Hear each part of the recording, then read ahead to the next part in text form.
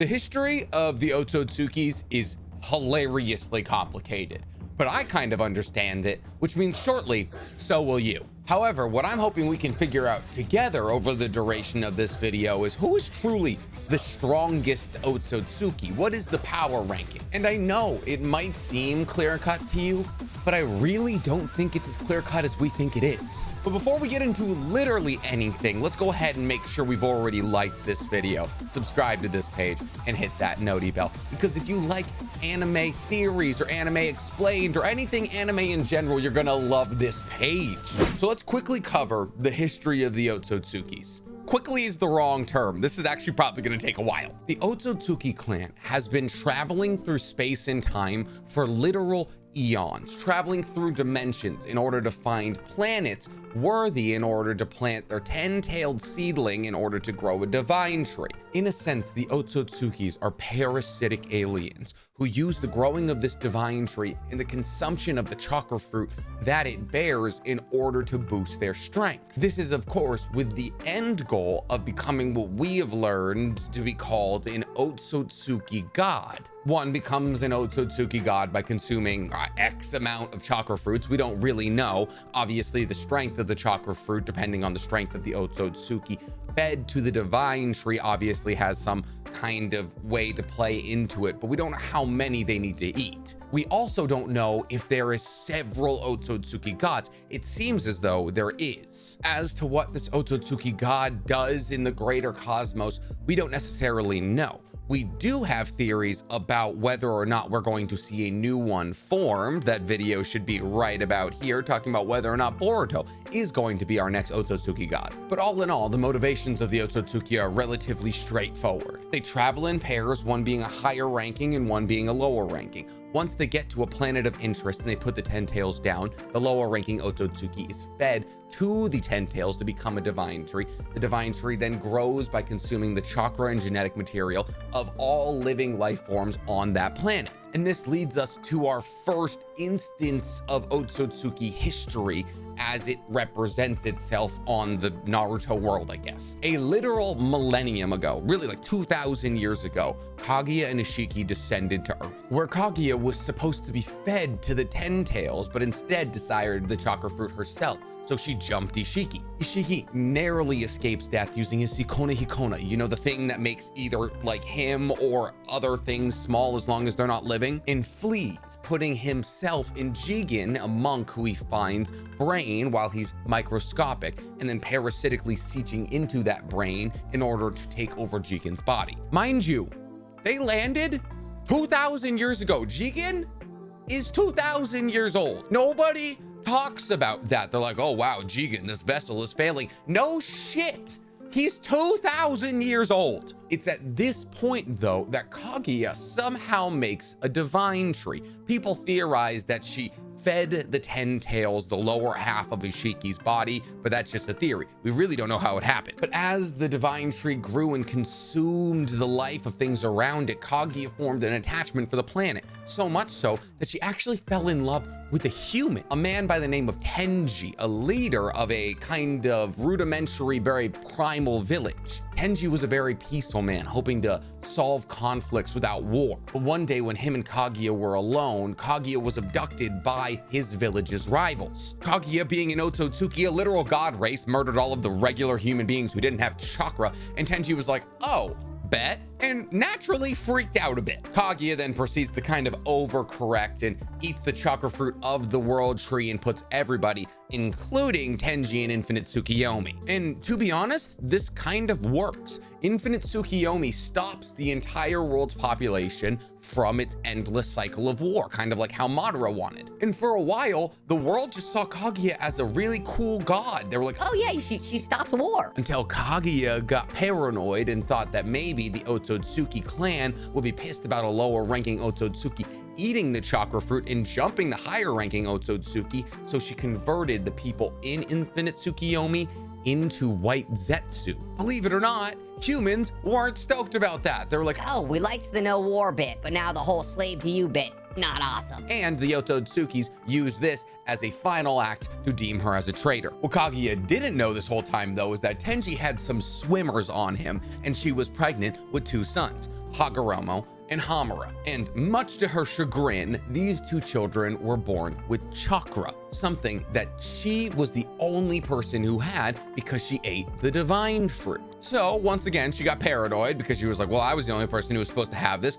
and schemed a way to get the chakra from her 2 sons by absorbing them. Problem is, though, she had to absorb the divine tree first, which essentially made her into a 10 tails, and we don't know why, because it goes against all conventional knowledge of Otsutsuki-dom. We have a video about how Kaguya is a walking plot hole right about here. Hagoromo and Hamura then used Shibuya Tensei in order to make her essentially the moon. Actually, they do literally make her the moon. The moon didn't exist until Hagoromo and Hamura used Shibuya Tensei. What was controlling the oceans? I don't know. And it was at this point that Hagoromo took the chakra of the 10 tails into himself, becoming the Sage of 6 Paths, and the husk of the 10 tails, also known as the demonic path of the demonic statue of the outer path, that's the one also known as the ghetto statue, was sealed on the moon with Kaguya. And somebody's got to go keep an eye on mom, so Hamura goes out to the moon. What's interesting here, though, is that Hagoromo stays on Earth with Hamura's direct bloodline, aka the people who would become the Hyugas.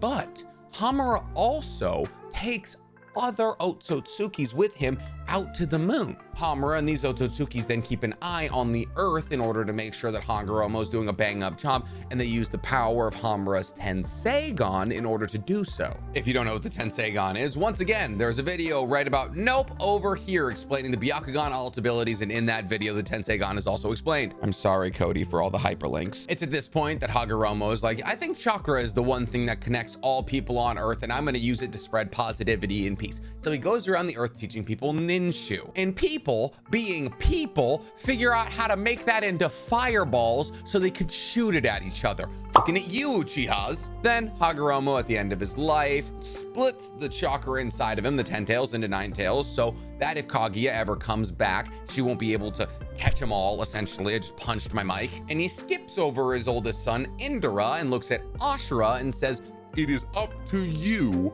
to continue talking and showing the world peace through the way of Ninshu. And this is when Black Zetsu enters the party, because Black Zetsu is the amalgamation of Kaguya's will that she spit out right before she got sealed into the moon in order to seed chaos and also get her revived one day. And he slithers up to Indra's ear and goes, oh, you are the oldest son. Weren't you supposed to inherit Hagoromo's will like the snake in Eden's garden, essentially? And this starts the cycle of the Indra and Ashura reincarnation battle until eventually Sasuke and, Naruto do the thing. Kiss is what I mean. And that's all good and dandy. That's the entire events of Naruto and Naruto Shippuden. But what's going on the moon? Well, just like Hagoromo, Hamura got old and died, but he still had that nifty little eye, the Tenseigan. And he left a celestial plaque saying, hey, please, my Otsutsuki's brothers and sisters, keep an eye on Hagoromo's Earth. Make sure it doesn't stray from his way of peace. And after his death, the Otsutsukis on the moon took his Tenseigan and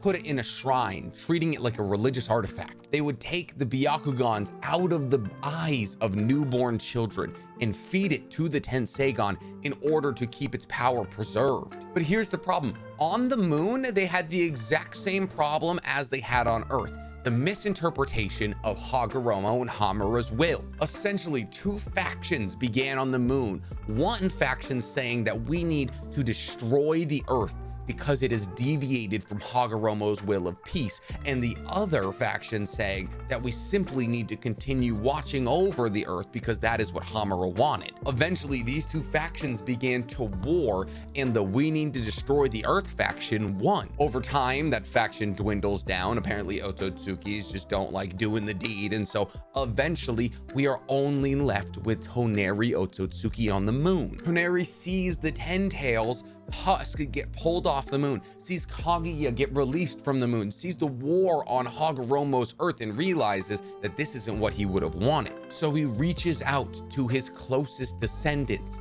the Hyugas, and says, I will make a deal with you. Give me your Byakugan so I can power the Tenseigan and restart Hagoromo's world anew with peace. Genocide. He wanted to kill everyone. And they said no, believe it. They were like, no, it's not. let's not kill everyone. We're not great people. The Hyugas aren't great people, but like, let's stop before genocide. So he got angry and he abducted Hinata, who is the heir of the Hyuga clan, in order to take her Byakugan and activate the Tenseigan so he could pop that into his face and essentially destroy the earth like he wanted to. If we're being real, with the way Hinata looked in the last, I would have tried to run away with her too. Naruto doesn't like this. He takes a portal in a cave that takes him to the moon. This moon gets cut in half. Him and Hinata put the moon back together. Toneri gets defeated. Hinata gets the last of Hamura's chakra. That's why we think Boruto has the Jogan, and the last was a masterpiece. But because of the events that have taken place in Boruto, we know that Toneri is actually still alive and on the moon. And speaking of Boruto, we're now in the Boruto timescape. So now that we're in Boruto, we're talking Momoshiki and Kenshiki. And I'm willing to admit, this is a bit weird. Essentially, Momoshiki and Kenshiki are in, I'm assuming, their own planet kind of dimension, much like how Kaguya had her own kind of planet slash dimension. You know, where she finally finishes the job that the boulder couldn't on Obito. And in this world, we see Momoshiki standing next to Kenshiki, and there is 13 divine trees in front of them. Like 13 and a half. One of them's broken, which leads us to speculate and not know for sure that Momoshiki has consumed the chakra fruit of 13 separate planets, which would also mean that Kenshiki has died 13 times, which also means that Momoshiki hasn't reached the threshold of Otsutsuki God, and he's already eaten 13 planets. How many do you need? But Momoshiki and Kenshiki are sent to Earth with the addition of Isshiki, who's technically not manga canon, in order to investigate what's going on with Kaguya. And according to Isshiki, and once again, a non-canon moment, they have seen everything that happened with Kaguya, including the events of the last, which they call the Princess Hyuga incident, essentially. With this knowledge, they travel down to Earth and try to complete what Kaguya was unable to, which is growing a divine tree, sucking all the chakra out of Earth, feeding Kenshiki to it, eating the chakra fruit, and dipping. Momoshiki does this kind of a weird way. He doesn't bring a 10 tails of his own, even though he very much could have. Doesn't seem like it's that difficult to get them from what we've seen with the Otsutsukis. Instead, he catches Killer B and Naruto, tries to pull their chakra out of them, and also wants to catch all the rest of the tailed beasts. This doesn't work. The 5 current Kage, Sasuke, and Boruto, and I guess technically also those scientific dudes, pull up on Momoshiki and Kenshiki. Momoshiki gets pressed, fuses with Kenshiki. Apparently that's a thing they can do.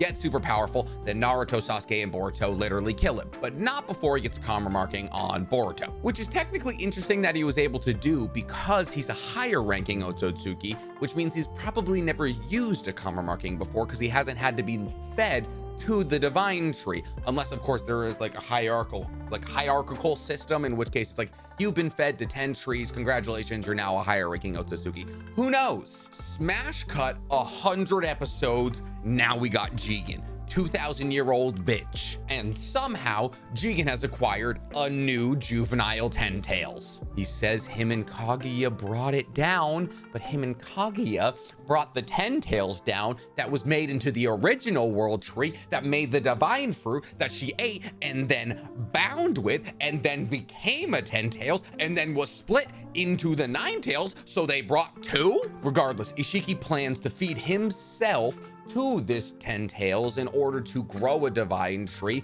and even though it will be weaker considering he is fatally injured, it's his only option because there's no other Otsutsukis on the planet. I know I skipped the time travel arc in Boruto. It's not canon. I don't care. It's a great arc though, and they do dress as the characters from Back to the Future. Go ahead and look. Boruto is literally dressed as Marty McFly. It's hilarious. And then in another circumstance of a higher ranking Otsutsuki using a karma marking, he karma marks Isshiki, and he's like, when I feed myself to the 10 tails and become the divine tree, I'm just gonna come back through you, homie. But Amado and Kashin Koji break Kawaki out of, his cell essentially and get him to the leaf, and then Naruto goes all Baryon mode, literally boxes a god in one of the most badass moments in the entirety of the anime. Sasuke's over in the corner being useless, and Isshiki gets tricked by a shadow clone. But here's the problem with karma markings.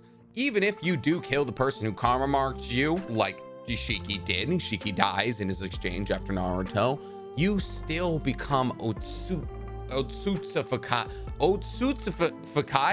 Oh, you become an Otsutsuki. In both Boruto and Kawaki are now about 80% Otsutsuki, which means they can be fed to the Ten Tails in order to grow a divine tree. So sure, Shiki's gone, but Momoshiki isn't. Ask Sasuke's Rinnegan about that one. And now it is Momoshiki's plan to feed Kawaki to the Ten Tails in order to grow a divine tree and eat the chakra fruit, thus checking off, the list of things that Kaguya couldn't accomplish. Only problem with that plan? Code exists. Code is a member of Garra with a white karma marking. Most karma markings are black, usually. So what does a white karma marking do? Well, a lot of the things a black karma marking does, except that the Otsutsuki who's given it to you cannot revive through your body. But they can apparently still impart their consciousness to you because Isshiki was able to reach out to Code kind of after his death. On top of this, it gives Code all of the abilities that Jigen had, and it Otsutsuki. I am so sick of trying to, it makes him an Otsutsuki as well. So now we have a person who's essentially as strong as Jigen, which neither peak power Naruto or Sasuke could defeat. And Boruto and Kawaki kind of need to step up. Well, that leads me to pondering how strong each of these Otsutsukis was. Was Kaguya the weakest one ever? Was it Isshiki? Was it Kenshiki? And the answer is actually kind of complex, because here's the thing. If we consider the feats that we've seen from a lot of the Otsutsukis, it's not as straightforward as you think. I'm willing to admit Isshiki is probably the weakest. He was defeated by Jiraiya, a child Naruto, Boruto, and a very weakened Sasuke. And obviously, Jiraiya was a powerhouse, but this is an Otsutsuki we're talking about, so at the end of the day, Isshiki, really nothing that impressive. He did obviously manage to beat Garra a couple of times, and he did also manage to get his fishing pole into Naruto, but outside of that, I mean, outside of his ability to switch between like his different dojutsus, he was nothing special. God, that scene though, where Jiraiya's like, "You're Sasuke, aren't you?" Just so badass. R.I.P. to my boy. And then after Isshiki, it's probably Kenshiki in terms of weakness. Kenshiki is also very, very powerful. Like peak power Sasuke in the beginning of Boruto was essentially 1v1ing him, and Kenshiki more or less overpowered him. But also Chojuro and Darui were able to bang with him in Kenjutsu, and they're some of the weakest Kages in the history of the show. Also, he was a lower ranking Otsutsuki that kind of just like bent a knee to Momoshiki, so it's okay to assume that he probably wasn't the strongest. But this is where it starts getting a little contentious and my opinions get a little controversial. Let's pose for a second, Kaguya versus Momoshiki. During the war, Sasuke had all 9 tailed beasts powering him. He had the Rinnegan, he had a 6-tome Rinnegan. He had his Amaterasu. Kakashi had DMS. He had a full Susanoo with Kamui shurikens. And Sakura was also very powerful. Not nearly as powerful as she is in Boruto, but also very powerful. Were any of those people outside of Kakashi as powerful then as they are in Boruto? No. Kakashi was exponentially stronger and probably arguably one of the strongest people in the show while he was DMS, but no. But they didn't kill Kaguya. They sealed Kaguya with Chibuka Tensei. And you know what you have to do to activate Chibuka Tensei? Naruto and Sasuke had to touch her simultaneously. And let's not forget that Kaguya killed Obito, who had 2 Sharingan at the moment, and that's no small feat. Yes, Kaguya had only ever eaten 1 divine fruit, and this tends to be the argument, is because we see these 13 divine trees in Momoshiki's realm, but we're forgetting that strength of the fruit is absolutely a thing. And Kaguya possibly fed half of Isshiki to the tree that she harvested. Isshiki, who, spoils ahead here, is the strongest Otsutsuki we've seen, when Momoshiki has only been feeding Kenshiki, who was getting boxed by a dude with a creepy mustache and a man who looks like a little boy still. But you know what happened to Momoshiki since we're talking about him?